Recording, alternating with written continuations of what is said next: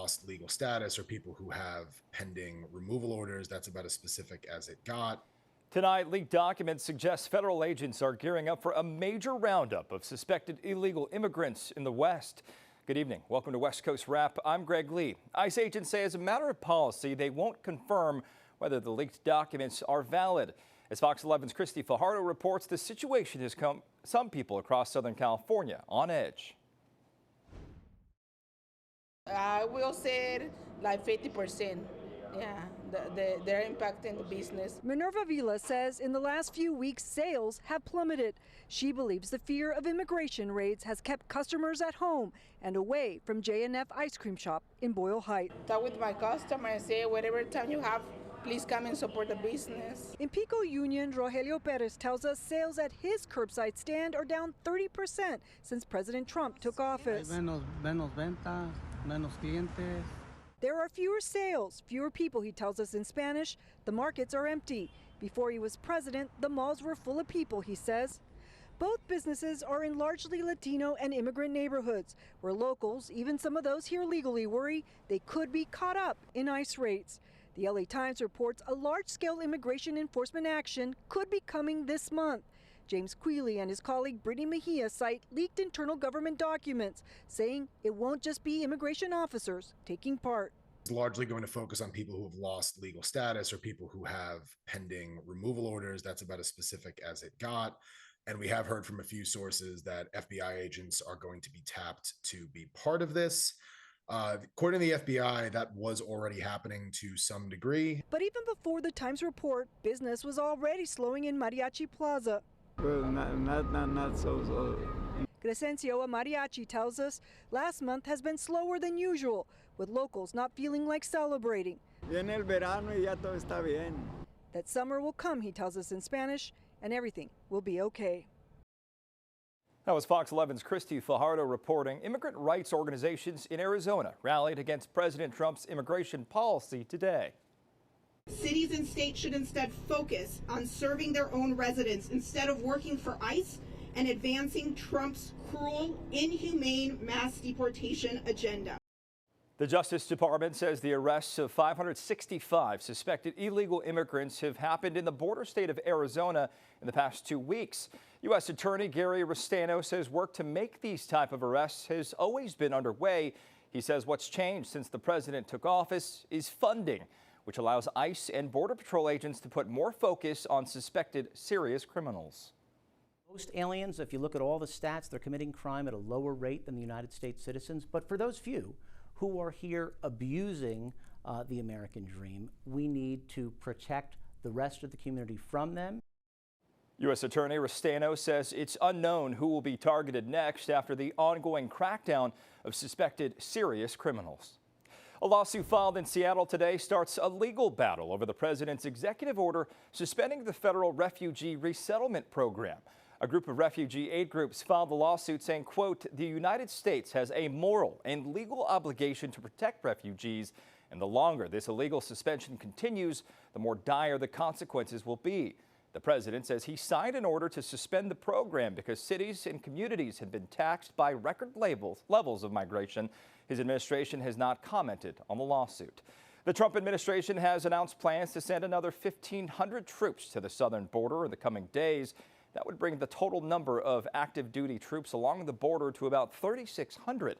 Since President Trump returned to office, we've seen troops installing a barbed wire barrier along California's southern border. The newly deployed troops are expected to assist Border Patrol agents with several tasks. It remains to be seen if they'll get involved in law enforcement.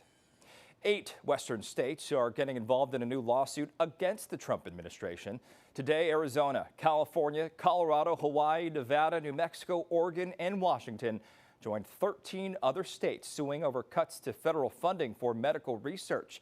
The lawsuit is seeking an injunction to stop the National Institute of Health and the Department of Health and Human Services from enacting budget cuts set to take effect as early as today. The cuts cap the portion of research grants that can be sued to pay support staff and other needs to 15%. Until now, 50% of grants could cover those expenses. We reached out to the White House to comment on the lawsuit. We are waiting for a response. We're following a developing story in Arizona where at least one person has died after the collision of two private jets.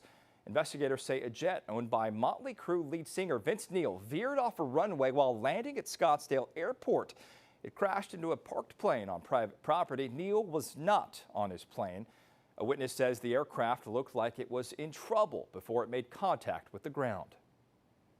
Saw the Lear 35 coming down with the left main gear collapsed, the nose gear partially collapsed, and watched it slide up the runway from center of the runway to the left. And we knew, based on the speed, that it's heading towards a building or something over here. So we left the office and came over to see what happened, and back to the Gulfstream 200. 5 people were involved in the crash. The person who died has not been identified. 3 others have been moved to hospitals. Their conditions are unknown. As of late this afternoon, first responders were still trying to reach a 5th victim in the wreckage. We have an update tonight on a fatal plane crash we've been following out of western Alaska. The NTSB says it's now involved in the investigation of what happened Thursday over the Norton Sound.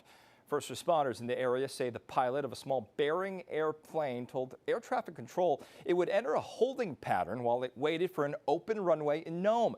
According to the Coast Guard, the plane rapidly lost elevation after that. It is not clear why the plane went down. The remains of all 10 people on the plane have been recovered. The plane's wreckage has been taken to a hangar for investigation. This was one of the deadliest plane crashes to happen in Alaska in the last 25 years. A new court ruling allows a $4 billion settlement over Hawaii's wildfires to move forward. Today, the state Supreme Court ruled insurance companies cannot bring their own legal actions against those blamed for the fires. Work is still underway to finalize a settlement deal between thousands of people who lodged lawsuits and various defendants, including Hawaiian Electric Company.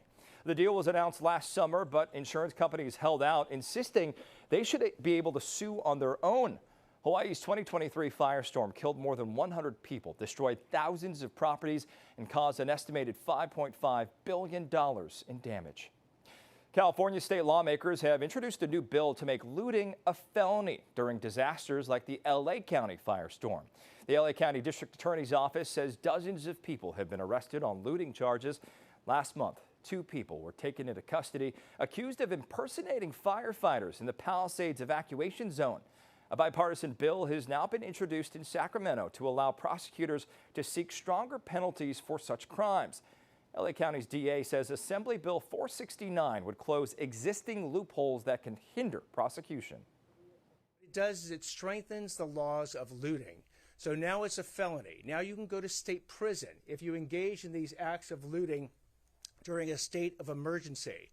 It strengthens the laws dealing with impersonating a firefighter, a police officer. The bill was developed in partnership with multiple entities, including firefighters and law enforcement officials. The cleanup continues in Los Angeles County 35 days after the firestorm swept across Altadena and the Pacific Palisades. A new staging area at Altadena Golf Course will temporarily store hazardous materials from the Eaton fire. This is the 3rd site helping the EPA safely collect, package, and transport waste. Officials say it's critical for recovery and meeting cleanup deadlines. Safety measures like fencing and air monitoring are in place to protect the public. Protesters are lashing out at a decision to use a beach in Pacific Palisades as a sorting site for wildfire debris. Demonstrators headed to Will Rogers Beach this weekend to oppose the plan. Residents fear contamination from toxins like asbestos and heavy metals could seep into the soil and water. They also say onshore winds could spread particulates that will affect air quality for neighbors. Well, people are pretty upset. We've all gone through a really difficult time. Many people here have lost their homes, their places of business, and now they're going to lose their beach.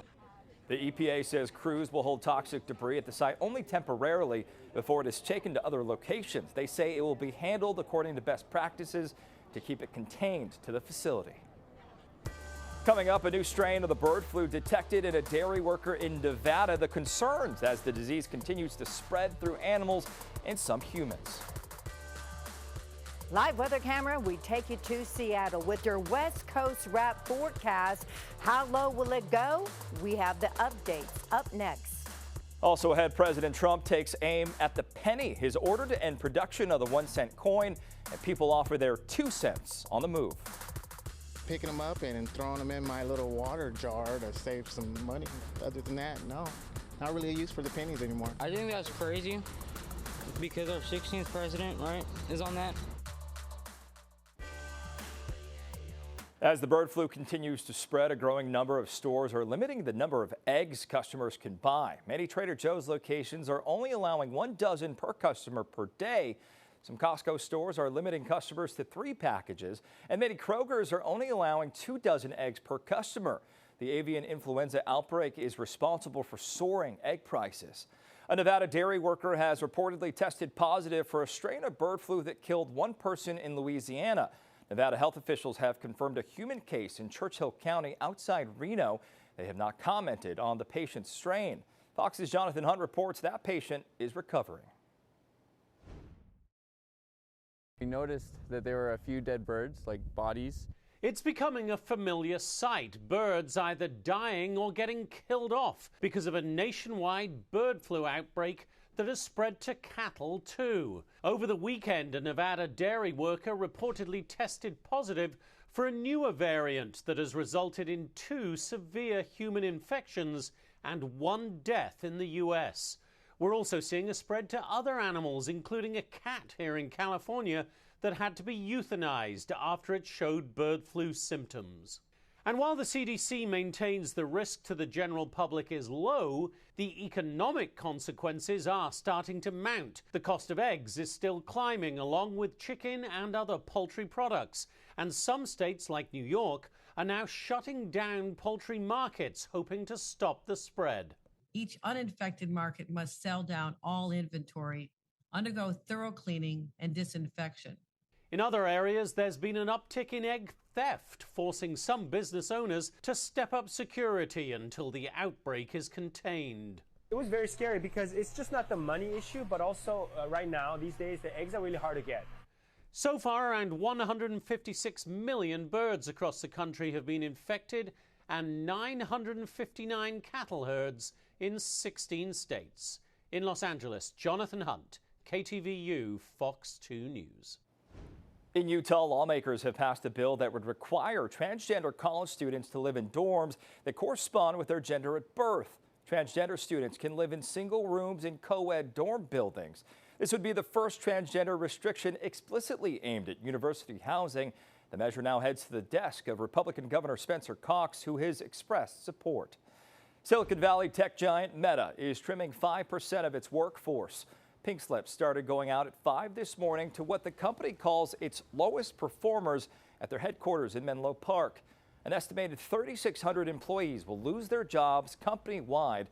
Some industry experts say employees who have pushed back against returning to the office full-time are being targeted and have been dubbed low performers. Low performing could be anything from not coming into the office and interacting with the rest of the people. Again, you see where I'm going with that. To simply just working from home and not doing much. Analysts say that companies believe that having people work from home costs them in productivity.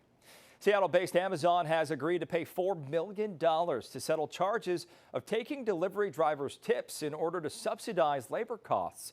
A lawsuit filed in 2022 accuses Amazon of misleading customers by claiming digital tips would go to Amazon's flex drivers who are allowed to use their own cars.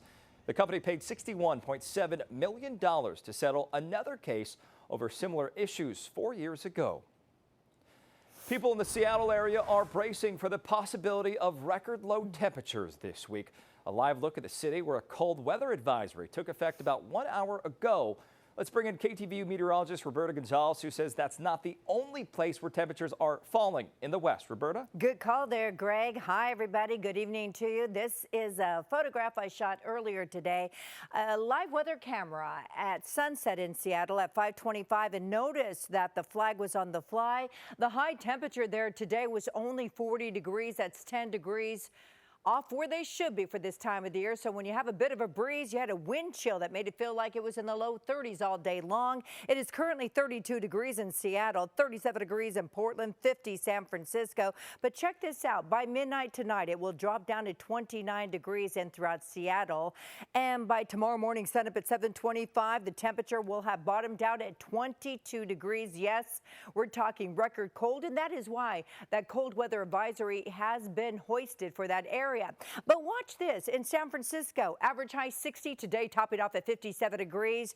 And in the interior valleys, a freeze warning is in effect, in addition to a frost advisory the closer you get to the Bay of Water. So a little bit of terminology from the Pacific Northwest to Northern California. Isn't this gorgeous? Snap this photograph also at sundown in Phoenix, where the average high 78 today, topping off at 79 degrees. Bottom line, tomorrow it's going to remain cold in throughout the Pacific Northwest. That cold air has surged all the way into the Bay Area, where tomorrow's highs will again be below average. But we do have some changes in the forecast. Take a look at this. Renegade clouds and advancement of a frontal boundary, a secondary system right behind it here. And the secondary one has atmospheric river conditions all associated with it. The components stream all the way back to the Hawaiian Islands. So the bottom line is, it's not going to be a Pacific Northwest event. This area of low pressure is taking a direct aim on Northern California, well into Southern California. In fact, in the Los Angeles area, you will be impacted by the moisture beginning Wednesday, but the heaviest precipitation by Thursday, and that's when you have that flash flood watch that goes in effect. You could see the heavy rain in throughout the Central Valley. This translates to snow in the High Sierra, about a foot at lake level, 4 feet in the highest elevations. Get out and see the nearly full moon tonight, 97% full. It's called a snow moon. Meanwhile, you won't be able to see that full moon by Wednesday when it's at its fullest state, because we've got clouds rolling into the Pacific Northwest all the way into Denver. Greg? Roberta, thank you. President Trump says he's directed the U.S. Treasury to stop minting pennies. Fox 10's Lauren Clark spoke with consumers and coin experts about our use of a coin that costs more to make than it's worth. Mercury dimes there in the bottom to Washington quarters. Bobby Latham at Tolliver James Rare Coins in Scottsdale says every coin behind the glass has a story. I mean, if you could get a story for every person that some of these coins' hands have been through, I mean, just think of how amazing that would be. Especially the coins that are part of the distant past. There was a 3 cent, there was a ½ cent. Now another coin may join in the ranks. President Trump announced that he has directed the Treasury Department to stop minting new pennies. While it's still unclear if this falls within the president's power, his call to action isn't a newly minted idea. For years, politicians have floated the idea of axing the penny, as a 1 cent coin costs more to make than what it's worth. Last year, the U.S. Mint lost over $85 million on producing the 3 billion pennies it produced. Here's another problem. Pennies are usually made in transactions where you need them for cash, but they're rarely spent. Instead, they spend most of their lives inside purses or car consoles or jars and never go back into circulation. Other than picking them up and throwing them in my little water jar to save some money, other than that, no, not really a use for the pennies anymore. That's why for some, it's common sense to get rid of it. I only really go debit. I'm okay with the penny going away. But for others, there's the element money can't buy, the coin's sentimental value. I think that's crazy because our 16th president, right, is on that. And the penny's been, what, forever. As for Latham, he says the potential move won't impact business. Minted these days won't be valuable, if at all, for probably several hundred years. That was Fox 10's Lauren Clark reporting. If production of the penny stops, it will not mark a first for the least valuable coin in the U.S. Congress discontinued the ½ cent coin in 1857. Late today, President Trump signed off on his latest round of tariffs. He's imposing a 25% tariff on all steel and aluminum imports. This includes Canada and Mexico, which provides much of the U.S. supply. President Trump's 10% duty on all Chinese imports is already in place, which could eventually hit American shoppers with price hikes on goods such as toys, clothing, and electronics. He's also announced reciprocal tariffs on other countries. Every country will be reciprocal. The ones that are taking advantage of the United States, we're going to have it's reciprocity. As payback, China has now added 2 different tariffs on American imports, an additional 15% duty on coal and liquid natural gas products, and an extra 10% duty on crude oil, farming machinery, and large engine cars. China is also restricting exports of 5 rare metals used in defense and clean energy. The big game is over in the Big Easy. Now the focus shifts to the Bay Area. The preparations already underway for next year's Super Bowl.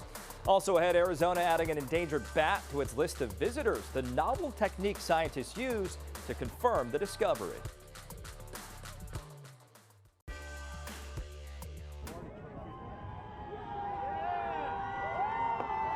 Flying high, cheering Eagles fans welcome their Super Bowl champions back home to Philadelphia today. Up next, the big game heads west. Planning is already underway for Super Bowl 60 at Levi Stadium in the San Francisco Bay Area. There was a ceremonial handoff today, which included members of the 49ers corporate office and San Jose Mayor Matt Mahan. The World Cup is also scheduled for Levi Stadium next year. It'll be the first time for any stadium to host a FIFA World Cup and Super Bowl in the same year. SoFi Stadium in Los Angeles will also host the World Cup next year, as well as the Super Bowl in 2027. Authorities at Levi Stadium in Santa Clara say there's a lot of effort that goes into making these kinds of facilities ready for major events. Some of that includes building the largest 4K video boards in the league. It includes refreshing our team store, our concessions area, our suites and club spaces, so that fans coming for any event next season, but including the Super Bowl, have a really exciting time. Super Bowl 50 brought an estimated $250 million to the region. That number is expected to double next year. And with the FIFA World Cup, experts say economic impact will be more like $1 billion. This year's Super Bowl champions may be from back east, and their winning game may have been played in the South, but Super Bowl 59 came with definite West Coast flair.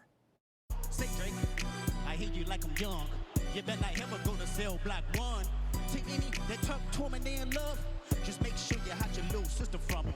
Southern California's Kendrick Lamar became the first solo hip-hop artist to headline a Super Bowl halftime show. Other big names joining him on stage included actor Samuel L. Jackson and singer SZA. Tennis superstar Serena Williams made a brief appearance during Lamar's performance of his hit diss track, Not Like Us.